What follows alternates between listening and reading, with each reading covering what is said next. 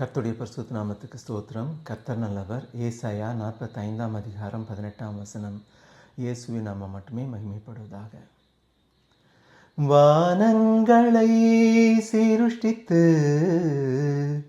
பூமியையும் வெறுமையாயிருக்க சிருஷ்டியாமல் அதை குடியிருப்புக்காக செய்து படைத்து அதை உருவேற்படுத்தின தேவனாகிய கர்த்தர் சொல்லுகிறதாவது, நானே கர்த்தர், வேறொருவர் இல்லை.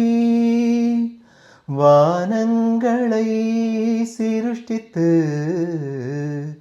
பூமியையும் வெறுமையாயிருக்க சிருஷ்டியாமல் அதை குடியிருப்புக்காக செய்து படைத்து அதை உருவேற்படுத்தின தேவனாகிய கர்த்தர் சொல்லுகிறதாவது, நானே கர்த்தர், வேறொருவர் இல்லை.